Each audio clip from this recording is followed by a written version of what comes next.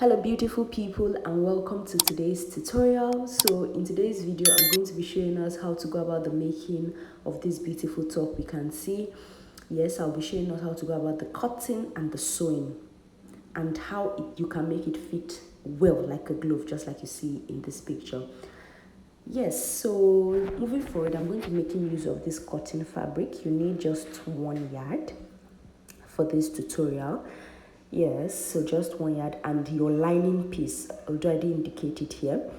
Moving forward, these are the measurements we need: the shoulder, chest line, bust round, shoulder to bust, shoulder to waist, waist round, hip round, and top length. Moving forward now, I'm going to be starting by drafting the front part and then the back part. So the bust point is 10.5 inches, the waist point is 15 inches, and then the top length is 18.5 inches. Next, I'm going ahead to take the shoulder measurement, which is 16 divided by 2, 8 inches, went down by 1 inch, then came down by about 7.5 inches for the armhole line. Moving forward now, on that chest line, I'm going to, that's the armhole line, the end of it, I'm going to mark out the bust measurement plus 1.5 inches, which is 8.5 plus 1.5 inches, making it 10 inches.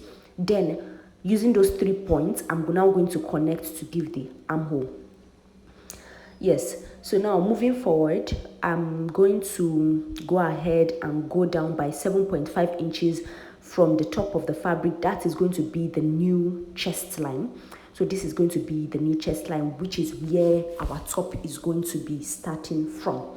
Next, I went ahead to mark the nipple to nipple measurement and I connected it through all the lines, as we can see. So now on the waistline, I went ahead to go out by 0.5 inches. Then on the new chest line, I went out by little than 1/4 of an inch, just as we can see, to just reduce any excess fabric that we are going to have at that part. Then after doing that, I went ahead to connect the dart from the waistline to the end of the top. So next now, I'm going ahead to mark the measurement, and as I'm marking the measurement, I'm including the darts.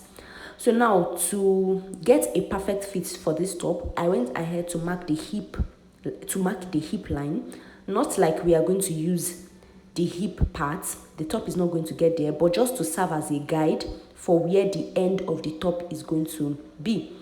So that ruler, I placed it on the hip round, which is 40 divided by 410. Then I used it to mark the curve of the top, so we can see where our top stopped. So I just used that hip line as a guide for where to cut out the top from. Next, I'm going ahead to I cut this out, as we can see, and I'm cutting the darts, and I'll go ahead and tape this down properly in place now. So this is what the front part looks like, as we can see. So I'm just going ahead to tape it down in place. Now for the dart area, I'm going to overlap it. Yes, I will overlap it. So I will show us clearly what it looks like. So I'm labeling it. So this is the front. So can we see how I overlapped it? Yes, so I overlapped it and I taped it down in place. Next now, I'm going ahead to draw the back area. So I'm using this 1 inch ruler. It's about 1 inch, and I used it to mark out the zipper area. So now to make this fast, the front and back are the same. So I just used my tracing wheel to trace the front part on the pattern paper. After placing the front part on the pattern paper, I'm tracing it out. Then after tracing it out, I'm making note of the waistline. As I'm making note of the waistline, I went out by 0.5 inches on that waistline to remove zipper bulge. So I went out by 0.5 inches so that I can remove zipper bulge. Then on the top of the back, I slanted it a bit. So the back is different from the front in the sense that it has a zip allowance it is slanted towards the zipper area, and there is 0.5 inches taken on the waist part. Yes, so as to prevent zip bulge at the back of this dress. So I went ahead to label it back and front. And that slant I gave at the back area, it is totally your choice. If you do not want to give that slant, your back can be straight. It depends on you. So next now I went ahead to cut the pieces out for the back and for the front part. And I also went ahead to cut out the lining, and then this is what we have. So round the paper, I left about few inches. Yes, I did not leave allowance because on the pattern paper I already left allowance. Next now, on the zipper area, on the front, back, and the lining pieces, I went ahead to sew this paper to attach this paper stay by gumming it to the front, the back, and then the lining pieces. And that is what I have. So next now I'm going ahead to cut the hand for the topper part of the blouse, and I made use of 23 inches, which was too long at the end of the day. So you can measure your client yourself, then maybe take about 13 inches, but it's better it is longer, then you can do the reduction than it is short. So I made it somehow longer, then I had to take about half of an inch to 1 inch later. So I'm going ahead to sew it out now, then I'll turn it out. So this is for the sleeve area, the neck area. Now I'm going ahead to attach it. I put it in between the lining and the main fabric. Next, I will go ahead and notch it out. That part I sewed, I will notch it out.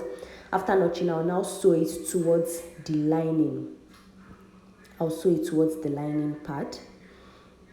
So after giving it a notch, we can see how it came out. Now I'm sewing it towards the lining part to give a proper balance at that front area, as we can see. So this is what it looks like. So now moving forward, I will go ahead and sew round the sides, but this is it. I'll sew round the side of the top to close it, but I'll leave an opening. As we can see, I left an opening on all the sides. So this opening now will serve as the part I will use to turn out the top. After turning out, I will stitch it down, then iron properly. Because you know the sides, we are going to close it with an allowance. So I used the sides and to turn out, and I closed it out after I turned it out. So now I went ahead to attach an invisible zip, but at the end I had to change it because I needed a zip that could that could open down and close down. So this is what the top looks like. Yes, so I changed the zip so that it can be able to open down completely and close up completely. So I changed the zip, and then this is what the top looks like. So guys, thank you so much for watching this tutorial. We have come to the end of the tutorial. Please don't forget to give me a thumbs up. Don't forget to like, subscribe, share, and I'll be seeing you in the next tutorial. Bye.